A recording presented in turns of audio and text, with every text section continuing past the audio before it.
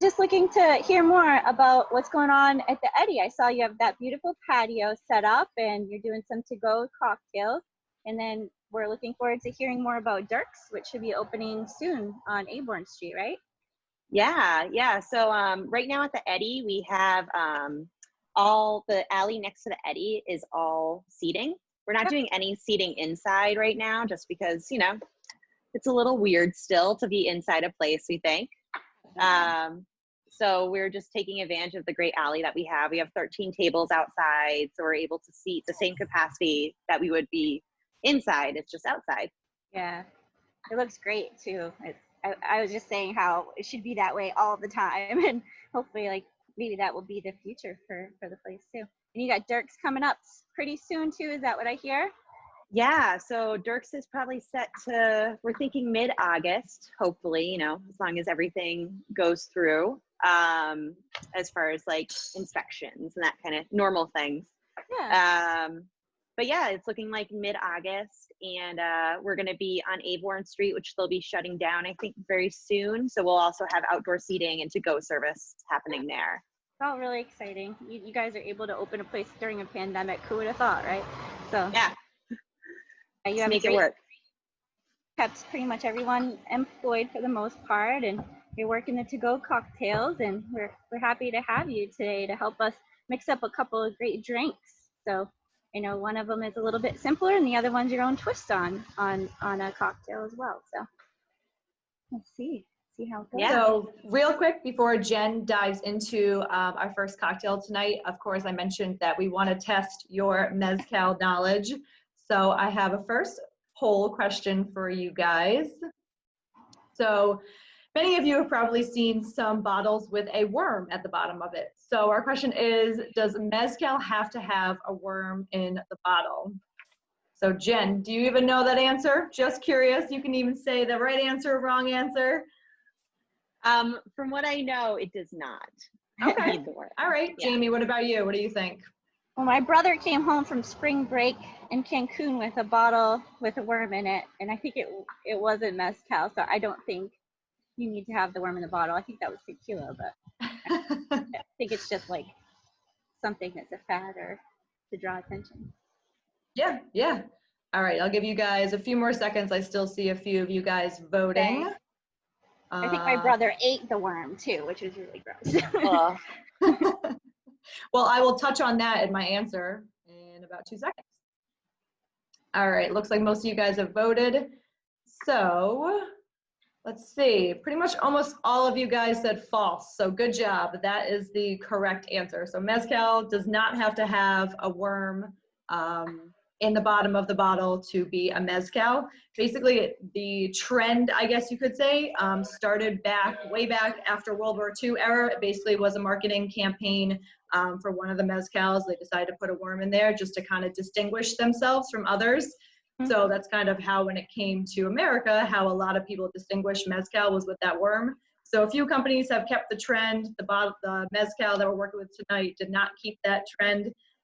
So speaking of the worms, they're not hallucinogenic or anything like that, as many people think they are, and that's why they eat them. So like yeah, a fear factor thing mostly. Yeah, it's not fear factor with mezcal, people. Cool. All right, so Jen, you're going to show us how to make the Smoky Paloma. Yes. Paloma. And so Jen, as you're making this drink, I've just been wondering, what's the difference between tequila and mezcal? Yeah, that's a great question, because both of them are agave-based spirits, except tequila has to be made from 100% blue agave, and then it's fermented and distilled, where mezcal can be made from a few different types of agave, and then they take the agave piñas and they roast them underground so they get really smoky. That's a flavor. And then they ferment it and then they distill it. So it's mostly the process and the fact that they have like a little more wiggle room with the types of agave that they can use. Cool. All right. Yeah. Let's see how you make it. Yeah, so this is a Peloton de la Muerta that we're using. This is their espadín. Espadín's a varietal that's pretty common in most mezcals. It's really great for mixing cocktails with because it's not too aggressively smoky. Mm-hmm. I always say like this one's like perfect for like intro to mezcal spirits. See, then we got the St. Elder here. They make some really beautiful liqueurs, and this grapefruit, the Pamplemousse, is just really lovely. Yeah, it's Cool easy too, to mix up with just about anything. Yeah, it's great, especially like if you don't have fresh citrus juice, like because the flavors are natural. So like, you know, you can throw together a really nice cocktail just by using a liqueur and a few other things. Yeah. So yeah, I really like that stuff. We're using, but we do have fresh grapefruit juice here. So I'm going to be using 2 ounces of fresh grapefruit juice. Nice. And yeah, we're going to add some ice. Okay. And Jen, do you know what Peloton de la Muerte stands for? What does that mean? Something about death.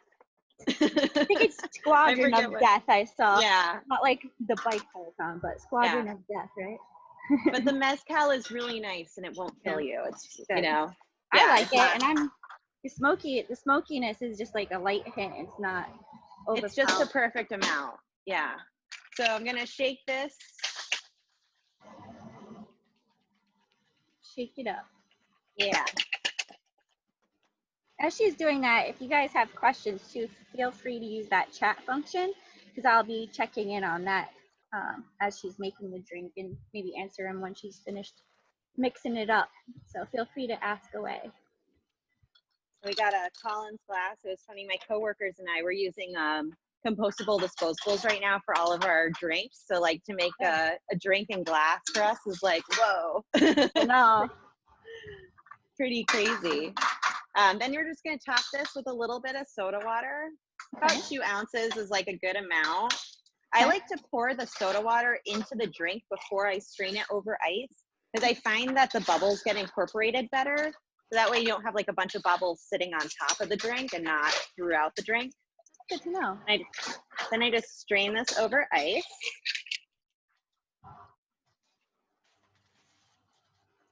And then you can do fresh grapefruit wheel. I'm doing a fresh lime wheel here because I like the added acidity. That's nice. But that is the Paloma. Wow. Yeah. Cheers. Cheers. I saw a few questions came in, so I'm just gonna check that out for a second. So, so yeah, Gary Shaw chimed in that it's Brigade of Death. That's what it means for. Thank you. I'm trying to practice my Spanish as well. Muerte. I don't have quite the great pronunciation there, but he said a military unit put together to avenge the killing of the priest Hidalgo during the Mexican Revolution. So that's perfect. Yeah, looks like good history for you there. I think everyone can see these, right, when they pop up on the chat. So pretty much. Yeah. Yep. All right, so cool. So first drink is made. This one I have some photos to go with it towards the end for you guys. But first, obviously, we're gonna ask, how do you think mezcal gets that smoky flavor? So if you were listening to Jen earlier, you might know the answer. Exactly. This test. So you got from a peat smoke, you have from cooking the agave over fire in pits in the ground, and you also have from aging in charred barrels. So obviously mezcal is different from tequila because it has that smoky flavor, which you either kind of love or hate, to be honest. I mean, I love mezcal and love tequila. Jamie, what about you? Well, I listened in class, so I know the answer. It's the second one. Have you tried mezcal though? Yeah, I have had it in cocktails before. Yeah. Do you like it? Normally I like sweeter drinks, so I like it when it's paired with a citrus, and it brings out more of the flavor that way. If you pair it with something like that. Yeah. Straight by itself, though, I sip it just a tiny bit at a time. It's not something you want to like throw back for sure. So, yeah, absolutely. Nice quality drink. And agave is so important to the spirit too. So it's important to mention that is so important to making sure the authenticity of the spirits is there, right, Jen? Yeah. All right, cool. Looks like most of you guys have voted. Okay. Again, our viewers are pretty good. So the correct answer is B. So it's from cooking the agave over fire in pits in the ground. So I just want to show you guys a few cool photos that we basically have about the process. So as you can see, here's your answer right there. So something kind of cool in the difference with obviously with mezcal and tequila. So mezcal is traditionally made in smaller batches as opposed to tequila. It's kind of made in bigger batches. So mezcal is, they totally do these traditional ways of roasting the agave hearts. So those pineapple looking things are actually agave hearts, and they're called piñas. So because basically they look like pineapples. Yeah, like the top of the pineapple. Yeah, exactly. So that's actually just the heart of an agave, and you see it roasting there. Mhm. So yeah, just kind of some cool, fun photos for you guys. Yeah, that's good. That really helps to see what the agave plant looks like, so people know. Yeah. All right, cool. Now, Jen, you have a cool twist working with our next cocktail, which I totally do not know how to pronounce. So you actually say it pretty well. So I'm going to let you take it over. Cool. And now I'm going to mess it up because you built me up like that. I have it written on the bottle here, so. It's a Cascara de naranja. Yeah, it's orange peel. Cool. So how do you make this? I know you mentioned the cordial is a very, very big part of it, right? That you make house made. Yeah, so one of the things that we love to do here at the Eddy is make all of our own syrups. And we do that when we're trying to make a syrup, we're trying to extract as much flavor as possible. And one of our favorite syrups that we like to make is cordials. And cordials they sound really complicated, but they're actually pretty easy to make. And I actually personally love to make them at home. I have a 3-year-old, and he loves popsicles, and he loves lemonades. So I like to make cordials at home for him. And it's just an easy way to make a really, right? Yeah, yeah. You can add alcohol to it simply for preservation purposes, but you can make it without alcohol. So it's just a really concentrated syrup. I gave you a little sample of the sugar before. So one of the main things when you're making a cordial is you're trying to infuse the sugar. So you can see here, that's an orange ginger infused sugar, and it just smells really incredible. Yeah. I have mine over here too. And smell it. Yeah. Oh yeah. So we make this by zesting the fruit that we're using. So we used orange in this. The reason why we're using orange too, the flavors that we're using, is because I'm using the Peloton de la Muerta Pechuga. Now, Pechugas are typically made, they're distilled with chicken breast in the still. That's where it gets its name Pechuga from, because Pechuga means chicken breast. But this Pechuga is a little different. It's actually vegan because they're making it with a bunch of different botanicals. So it's almost like, think about like a gin, like they have like the gin basket that has all the botanicals in the still, and that's how you're extracting flavor. So they're doing that with this, but they're doing it with orange, they're doing it with mint, and they're doing it with ginger. So it has this like really beautiful, these really beautiful floral characteristics that you don't normally find in a Pechuga. So a normal Pechuga, can you taste the chicken? No, but it is funky. It is definitely funky. Yeah. Those are actually like usually like in the mezcal price range. They're usually on the higher end, and they're usually like over, like for mezcal fans, they definitely like, it's a highly sought out product. Yeah. Very traditional. Yeah. Something handed down for generations, right? Yeah, totally. So yeah, I want to like capture those flavors. So I made an orange ginger sugar that I simply add orange juice to.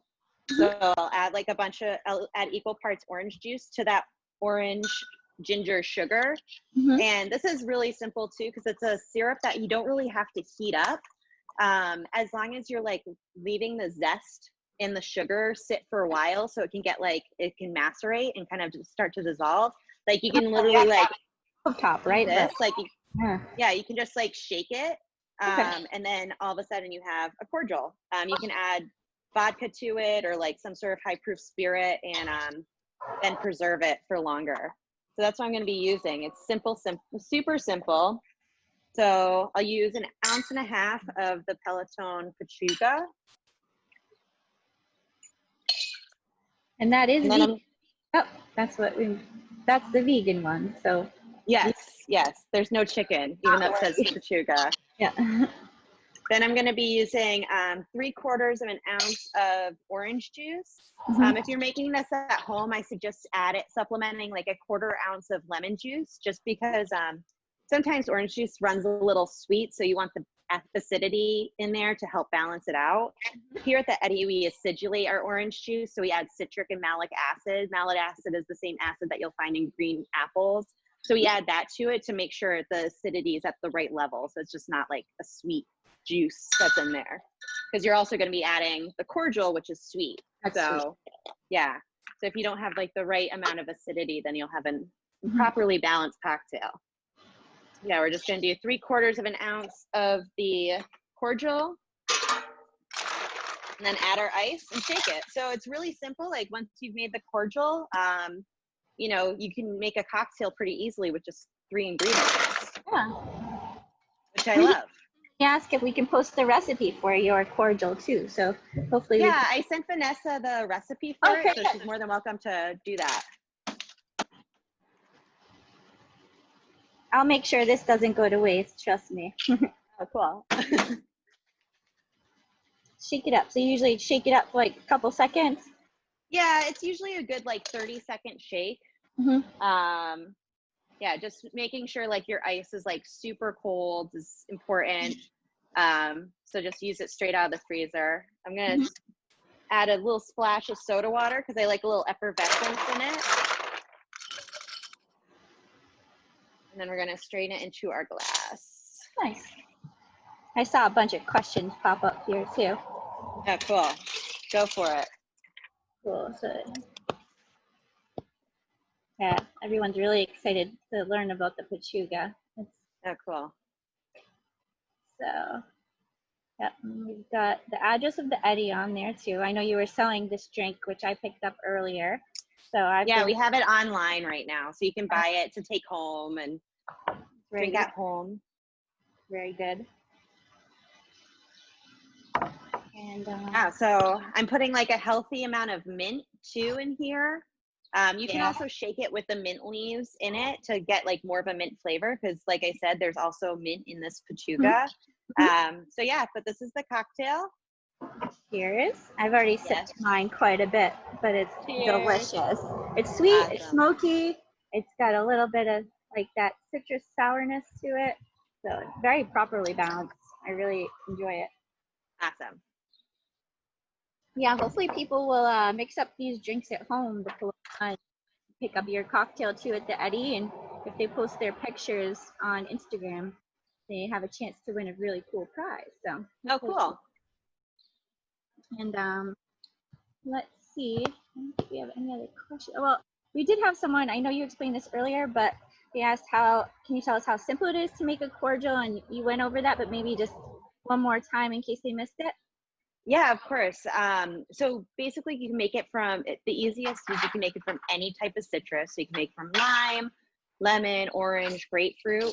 And how you do it, you simply zest the citrus fruit that you're going to use with like a fine, like a microplane type zester. You get all that, the citrus zest, you mix it with sugar. I usually say like a cup at home. So like 8 ounces is like, makes a good amount. So like 3 or 4 pieces of citrus, zest all those into the sugar. You stir it around, mix it really well with that sugar, and you let that sit anywhere from like an hour to 24 hours. The longer it goes, the better it is for sure. Because what will happen, the sugar draws out all the oils from the citrus zest, and it gets like, the sugar becomes like wet almost. It's like wet sand. Then that citrus that you zested, you juice that citrus. And then you put equal parts, so like a cup of sugar to a cup of citrus juice. You mix those together. You mix it so the sugar dissolves, and then you have a syrup. It's super simple. And like, it honestly, it makes like the best popsicles in the world. Like, I'll mix that with like, I have 2 little kids too, and yeah, I'll have to test that out. Oh yeah, like you do like equal parts. Like if you're making the popsicles, do like 2 ounces of the cordial, 2 ounces of fresh citrus juice, and then 2 ounces of water, and like freeze that. It's so good, so good. Nice. But yeah, Yeah. there's like so many uses for cordials, and they're so easy to make at home, and they last a really long time. So I find for like home use, it's really nice to just have those types of things in your fridge. Yeah, and I know the zero proof cocktail movement is huge too, and you guys also offer those, so cordial is perfect for that. Oh yeah. One is staying away from drinking or expecting, you know, it's a good place to go in order to go zero proof cocktails too. So Yeah. very cool. Well, cool, Jen. Thank you so much. I hope everyone tuning in learned a lot about mezcal and how it's different from tequila. And you guys will go to the Eddy and go check it out. You can still order a cocktail even for tonight, obviously, right, Jen? Yeah, we're here until 11 o'clock, so feel free to like jump on, go to our website. You can order cocktails online. Thank you, Gina. And then you can also just come in and hang out with us tonight. We'll be The here till 11. patio. Do you need to make reservations for the patio, or can you just pop by? We prefer reservations. It's on through Resi, which is a really great website. They also have an app for it. A lot of restaurants are using it. But if we have the space, we can definitely, squeeze you in.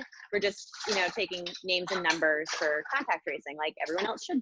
Yeah, that's good. Well, thank you so much for being here with us, and I hope to see you over there soon, and enjoy that patio. We will. Thank you. Bye, guys. Thank you so much.